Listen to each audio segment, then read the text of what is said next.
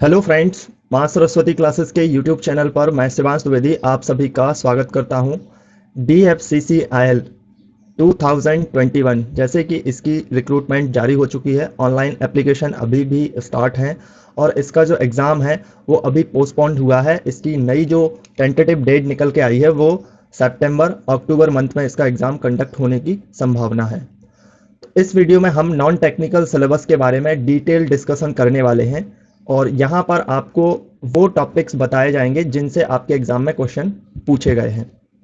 Previous year paper को मैंने analyse किया है, वहाँ से इन टॉपिक्स को निकाला है। तो अगर आप इन टॉपिक्स को कवर कर लेते हैं तो आपका नॉन टेक्निकल जो पोर्शन है वो 95% कवर हो जाएगा। बाकी 5% कुछ मिसलेनियस टॉपिक्स होते हैं जिनसे क्वेश्चन आते रहते हैं। ठीक है, तो यहाँ पर अगर आप 95% भी अपने नॉन टेक्निकल सिलेबस को कवर कर लेते हैं तो बहुत ही अच्छी बात होगी। ये हम बात कर रहे हैं जूनियर एग्जीक्यूटिव पोस्ट की।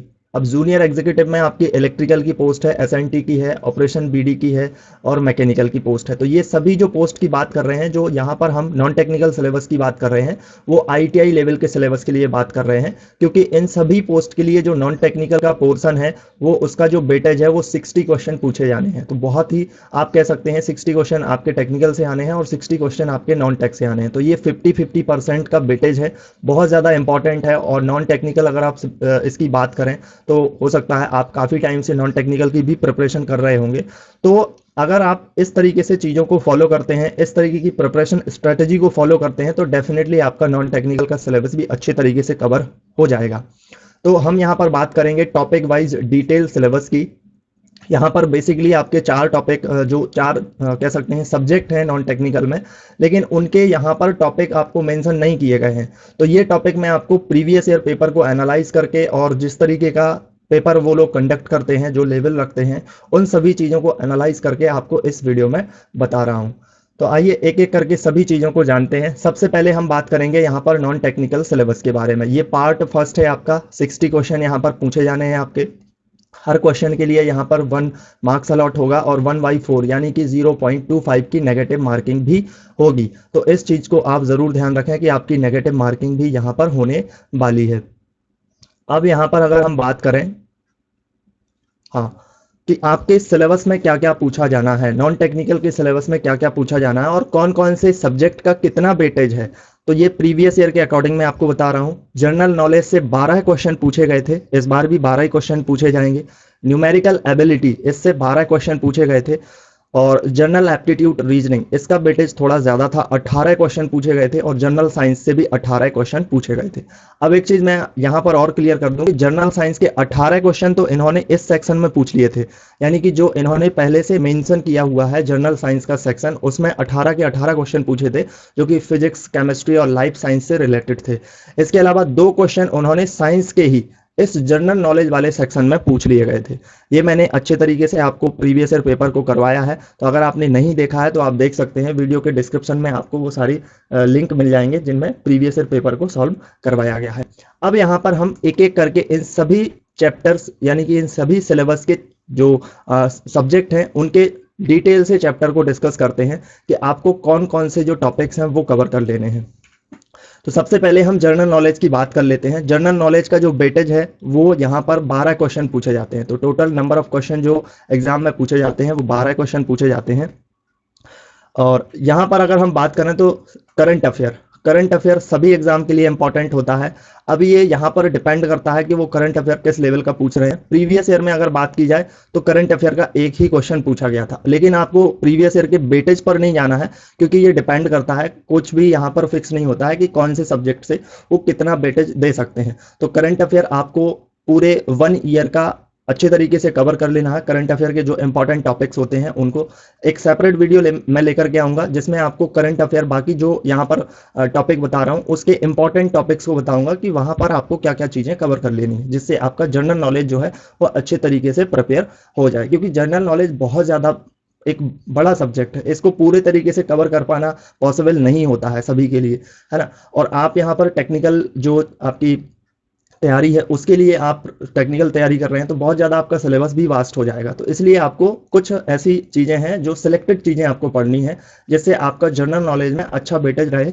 यानी कि यहाँ पर अगर आप 8 से 10 क्वेश्चन बना लेंगे तो भी आपके लिए ये हेल्पफुल रहेगा। ठीक है, तो इतनी अप्रोच आपको रखनी है कि जनरल नॉलेज में आपके 8 से 10 क्वेश्चन बने और इस पे आपको ज़्यादा टाइम भी देने की ज़रूरत नहीं है क्योंकि वेटेज भी उतना ज़्यादा नहीं है इस सब्जेक्ट का। लेकिन बिल्कुल छोड़ना भी नहीं है कि मैं बिल्कुल ही छोड़ देता हूँ, कुछ सेलेक्टेड चीज़ें आपको पढ़ लेनी है। ठीक है, तो एक सेपरेट वीडियो लेकर के आएंगे जिसमें हम उन चीज़ों को डिस्कस कर लेंगे।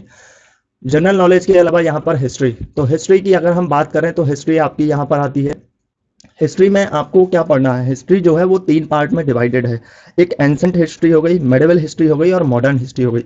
तो एंसेंट जो हिस्ट्री है उसका ज़्यादा वेटेज नहीं होता है। किसी भी एग्जाम में अगर बात करें तो एंसेंट हिस्ट्री का एक आध क्वेश्चन पूछा जाता है। जो वेटेज सबसे ज़्यादा होता है वो मेडिवल और मॉडर्न हिस्ट्री का होता है। मॉडर्न हिस्ट्री यानी कि जो हमारा यहाँ पर फ्रीडम का जो मूवमेंट रहा है, यानी कि जो भारत की आज़ादी 1857 से जो मूवमेंट चले हैं वो आपको इम्पोर्टेंट रहते हैं। जैसे कि गांधी जी की जो टाइम पीरियड है उस टाइम पे क्या क्या मूवमेंट रहे हैं, उन सब चीज़ों को आपको कवर करना होता है।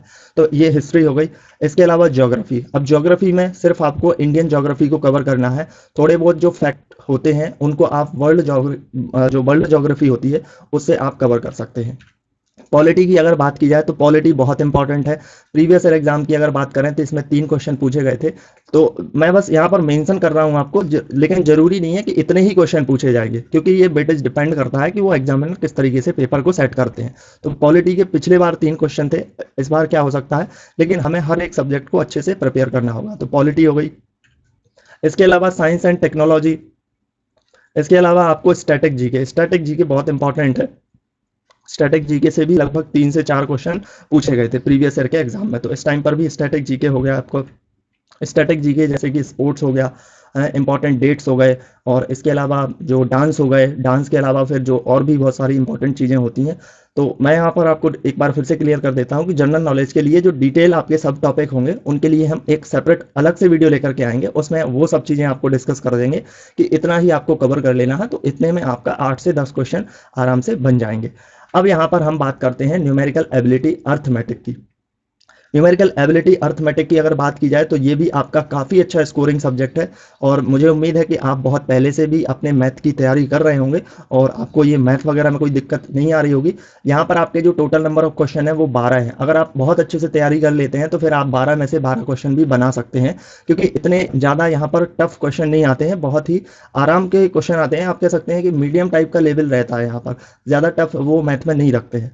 तो यहाँ पर आपके जो टॉपिक्स हैं वो नंबर सिस्टम हो गया, डेसिमल एंड फ्रैक्शन हो गया, परसेंटेज हो गया, सिंप्लीफिकेशन हो गया, प्रॉफिट एंड लॉस हो गया, टाइम एंड वर्क हो गया, इसके अलावा प्रॉब्लम्स ऑन एज हो गया, इसके अलावा एवरेज है, रेशियो एंड प्रोपोर्शन हो गया, mixture and allegation, HCF and LCM, simplification sorry simple and compound interest, data interpretation और टाइम एंड डिस्टेंस। तो आप अगर अर्थमेटिक में इन टॉपिक्स को कवर कर लेते हैं तो आपका यहाँ पर कवर हो जाएगा। हाँ, यहाँ पर ये लोग कह रहे थे कि अर्थमेटिक न्यूमेरिकल एबिलिटी पूछी जाएगी, लेकिन एक क्वेश्चन उन्होंने कहाँ से पूछा था, 2D से पूछा था, 2D से पूछा था, यानी जो कि मेंसुरेशन के अंतर्गत आता है।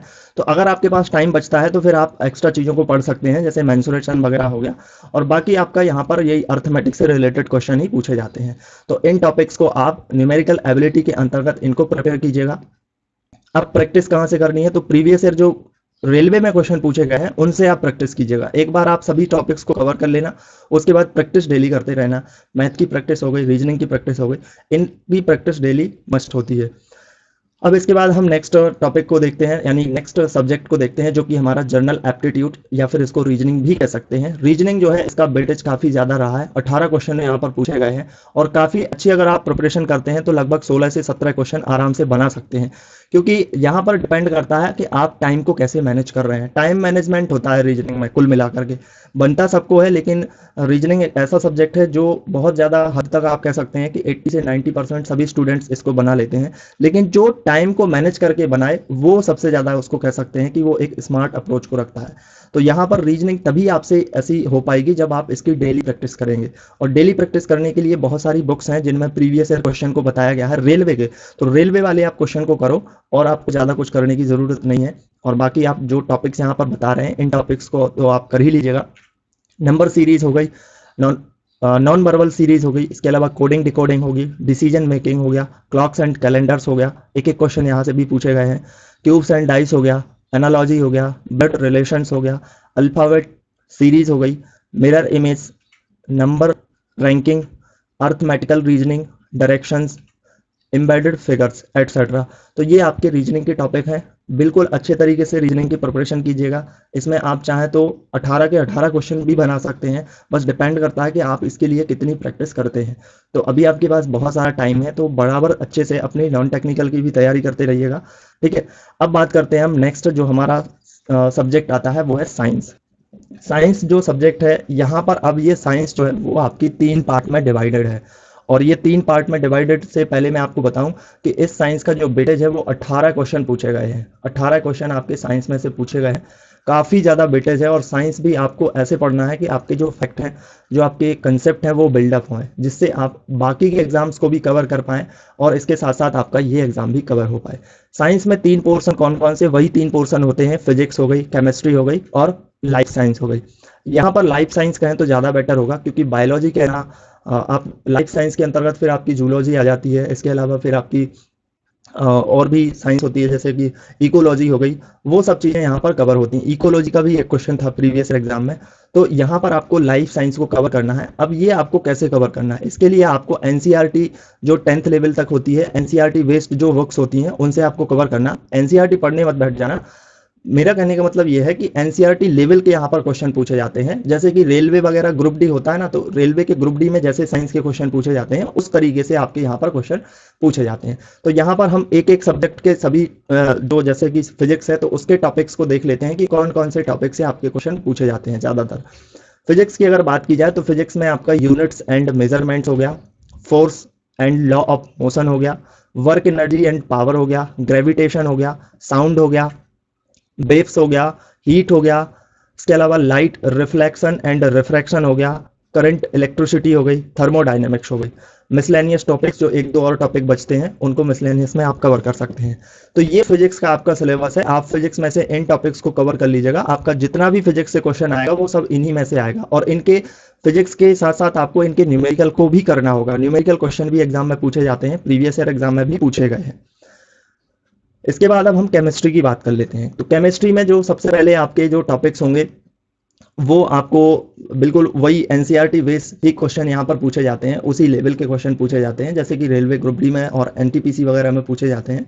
तो यहाँ पर केमिस्ट्री में आपको matter, atoms and molecules, structure of atom, chemical reactions and equations, periodic classification of elements, chemical bonding, oxidation and reduction, combustion and flames, acid, base and salts, electrolysis, carbon and its compounds, fuels, metallurgy, synthetic fibers and plastics, metals and non-metals, common fact and discoveries in chemistry। तो ये आपका chemistry का syllabus है। Chemistry के syllabus में आपको ये सब चीज़ें कवर कर लेनी है और इन टॉपिक्स को आप कवर कर लेंगे तो यहाँ पर आपके जो भी केमिस्ट्री से क्वेश्चन आएंगे वो इन्हीं में से आपके केमिस्ट्री के क्वेश्चन पूछे जाते हैं।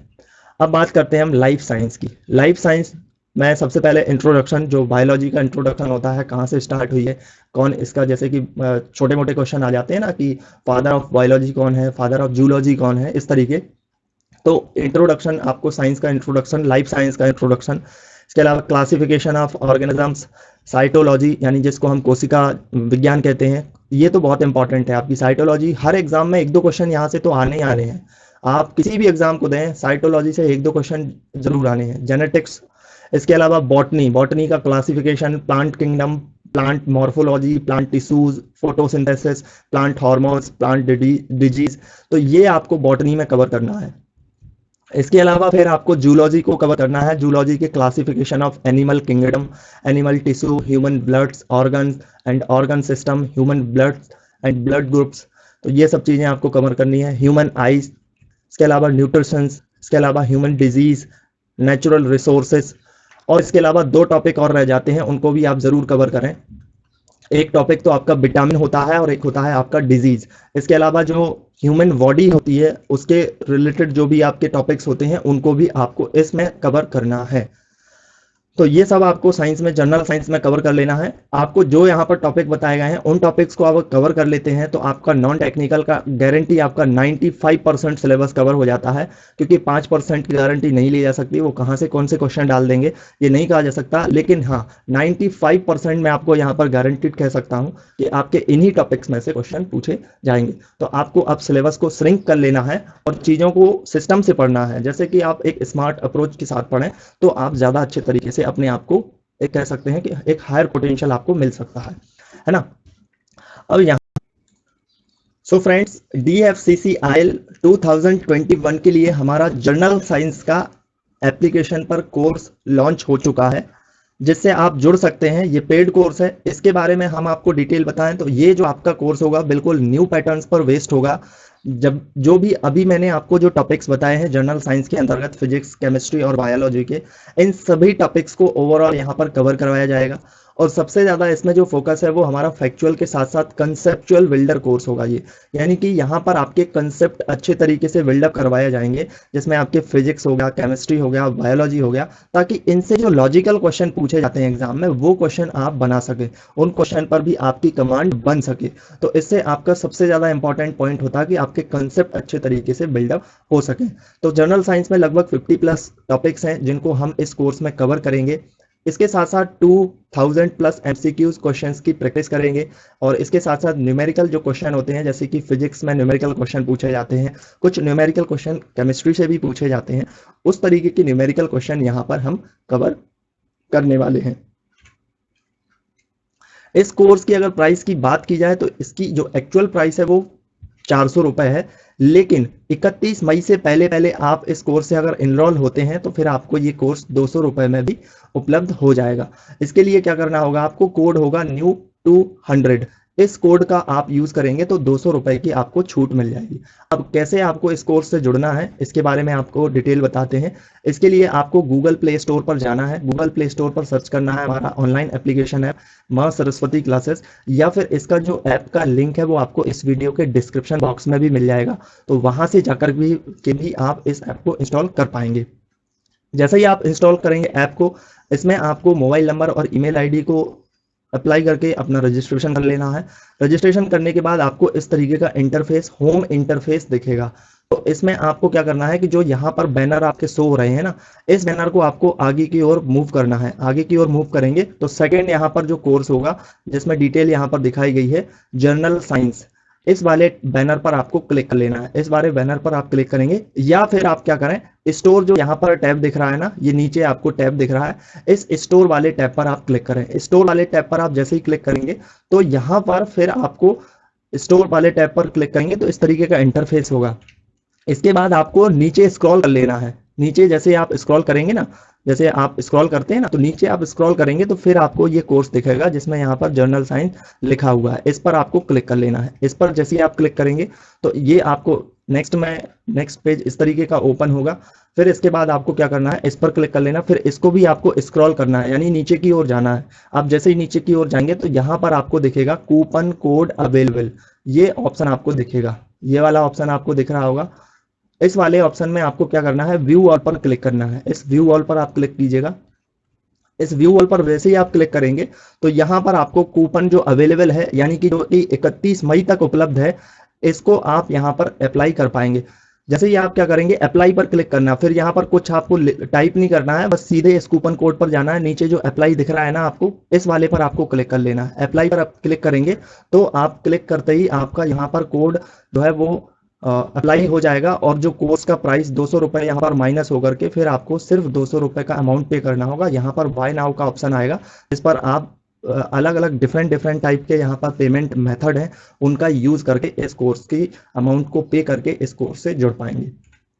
तो करना क्या है, गूगल प्ले स्टोर पर जाइएगा, हमारा ऐप जो मां सरस्वती क्लासेस है इसको इंस्टॉल कर लीजिएगा, या फिर ऐप का लिंक आपको इस वीडियो के डिस्क्रिप्शन बॉक्स में भी मिल जाएगा। तो यहाँ से भी जाकर के आप हमारे ऐप को इंस्टॉल कर पाएंगे। तो अगर आप चैनल पर नए हैं तो चैनल को सब्सक्राइब करना, नोटिफिकेशन बेल आइकन को भी प्रेस कर देना, वीडियो को लाइक करना और शेयर भी जरूर करना अपने दोस्तों के साथ। So thank you for watching.